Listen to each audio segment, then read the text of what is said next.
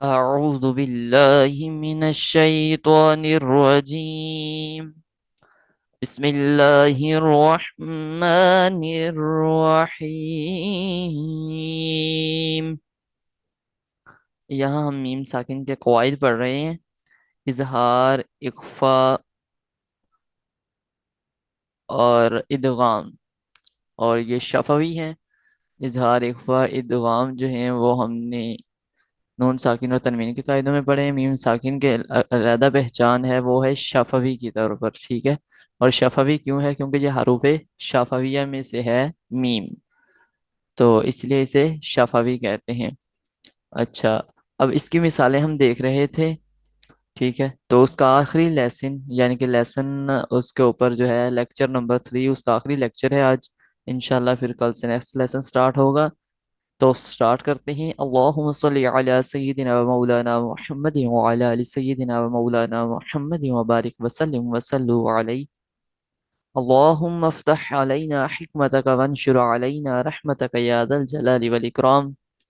Rabbi ज़िदनी इल्मा, rabbi ज़िदनी इल्मा, rabbi ज़िदनी इल्मा। सबसे पहले है या मद्दा। या साकिन से पहले वाले हर्फ के नीचे जेर है। तरमी। ठीक है। और उसके बाद है मीम साकिन का कायदा।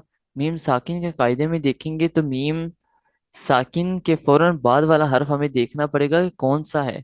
इसलिए हम फैसला कर पाएंगे कि इधर कौन सा कानून लागू हो रहा है। तो जब मीम साकिन के बाद हमने देखा तो हमें बा नजर आया, तो हमें याद आ गया कि बा जो जब भी आ जाएगा मीम साकिन के बाद, तो वहां हमने इख्फा करना है। ठीक है, वहां हमने इख्फा करना है, यानी गुन्ना करके पढ़ना है। तो इसको कैसे पढ़ना है? तरमीहिम बी, तरमीहिम बी। ठीक है, इस तरह पढ़ना है। उसके बाद है हिजा। हिजा में देखें तो अलिफ मद्दा आ गया, जीम अलिफ जा, जीम अलिफ जबर जा। तो अलिफ मद्दा क्यों हुआ? क्योंकि अलिफ से पहले वाले हर्फ के ऊपर जबर है, तो अलिफ मद्दा हो गया। इसको कैसे पढ़ेंगे? तरमीहिम बिहिजारा। उसके बाद है ता तनवीन। तो तनवीन का कायदा अप्लाई कर नहीं सकते, क्योंकि हमें नहीं पता कि आगे वाला हर्फ कौन सा है। जब तक आगे वाला हर्फ पता ना हो, ना हम वहाँ इजहार कर सकते हैं, ना इख्फा कर सकते हैं, ना इकलाब कर सकते हैं। ठीक है, ना इदगाम कर सकते हैं, कुछ भी नहीं कर सकते, क्यों हमें पता ही नहीं है आगे वाला हर्फ कौन सा है। यहाँ हमें पता चल गया कि मीम साकिन के बाद आगे वाला हर्फ ये है, तो हमने अप्लाई किया मीम साकिन का कायदा। जब हमें कंडीशन ही नहीं पता तो हम कैसे अप्लाई कर सकते हैं? तो लिहाजा यहाँ सिंपल सा पढ़ेंगे, बिहिजारतिन। उसके बाद चलते हैं अलम नशरह, अलम नशरह। अच्छा, इसमें देखें कि मीम साकिन तो आ गया। अब मीम साकिन के बाद कायदा देखना है हमने। तो देखा तो हमें पता चला कि ना मीम साकिन के बाद बा है और ना ही मीम है। तो आपको पता है कि बा और मीम के अलावा कोई भी हर्फ आ जाए तो वहां हमने इजहार करना है, यानी गुन्ना नहीं करना। अलम नशरह, अलम नशरह। ठीक है। उसके बाद है वहुम मुरिदून।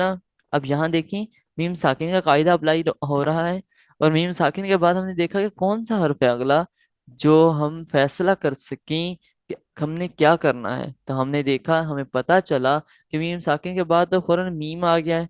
तो लिहाजा हमने कौन सा कायदा अप्लाई किया? यहाँ कायदा अप्लाई हो रहा है इदगाम शफवी। ठीक है, तो हमने यहाँ गुन्ना करना है। वहुम। उसके बाद आ गया तशदीद का कायदा, यानी मीम मुशद्दिद आ गया।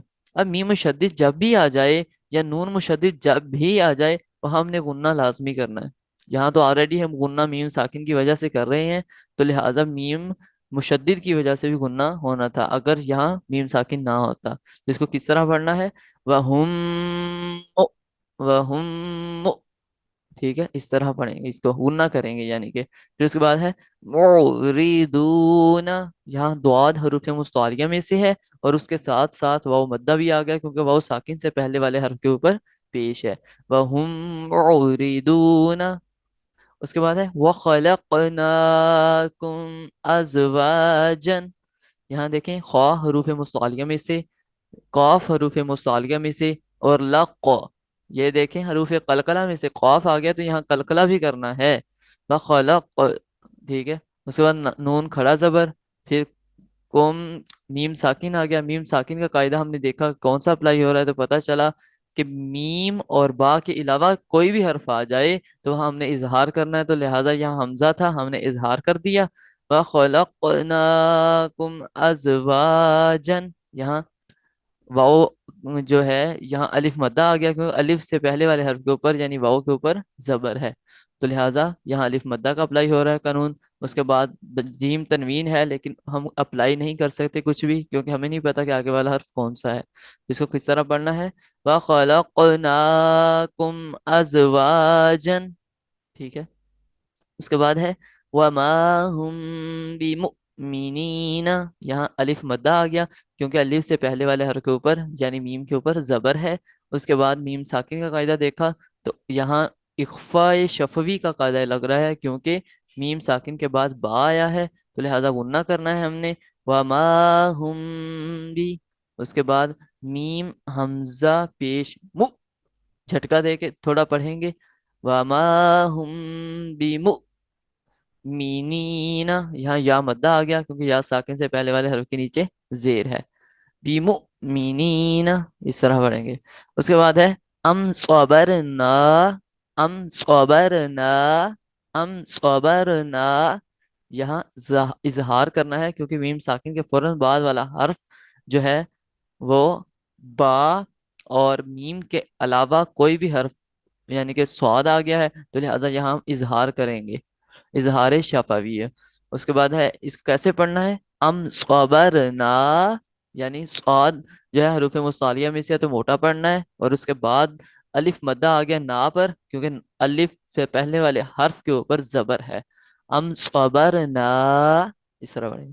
پھر اس کے بعد ہے لہم من الحسنہ، یہاں غور فرمائیں، سب سے پہلے ہے میم ساکن کا قاعدہ کہ میم ساکن کے فوراً بعد دوسری میم آ گئی ہے لہٰذا یہاں ہم نے کرنا ہے ادغام شفوی، ٹھیک ہے، لہم می، لہم می۔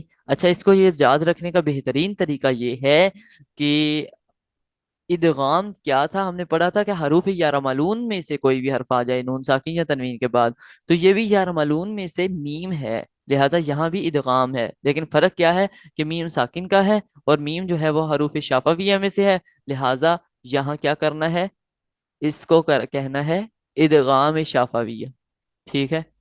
دوسرا بچ گیا اخفا ہے، باقی اظہار تو ہے ہی ہے یعنی کہ اظہار ہم نے گنہ کرنا ہی نہیں ہے، جہاں گنہ نہیں کرے وہاں اظہار ہوگا تو لہٰذا باقی جو بھی حرف آ جائے وہاں اظہار کرنا ہے، اور جہاں میم آ جائے وہاں کرنا ہے ادغام شفویہ ہو گیا، اور جہاں با آ جائے وہاں اخفا، ٹھیک ہے۔ سمپل سے یعنی کہ تین قانون ہیں، یہ یاد رکھنے آسان ہو جائیں گے اس طرح۔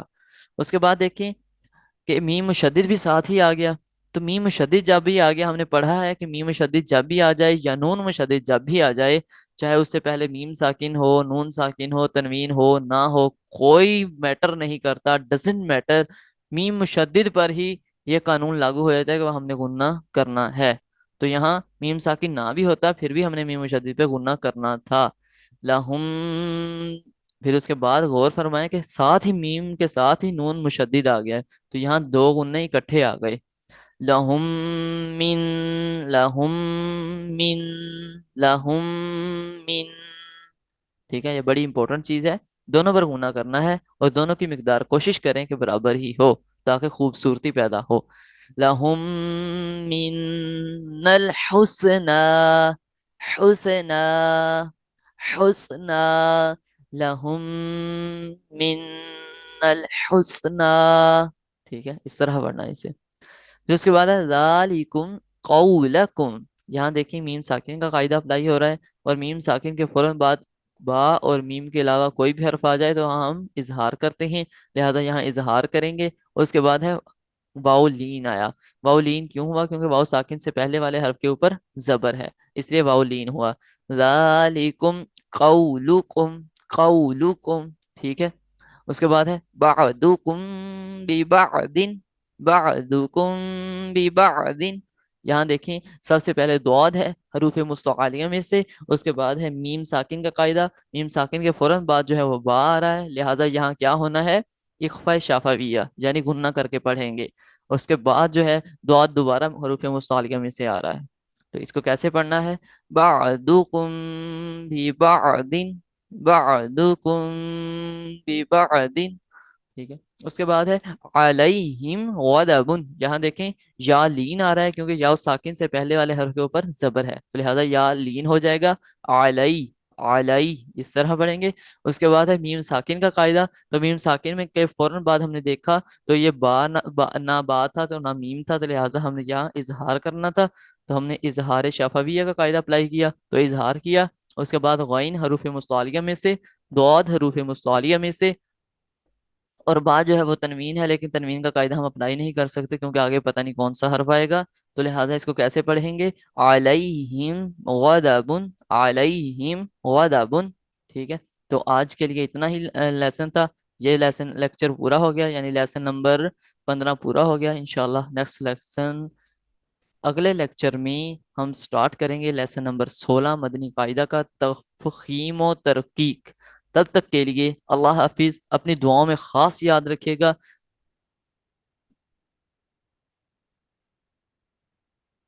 وما علینا الا البلاغ۔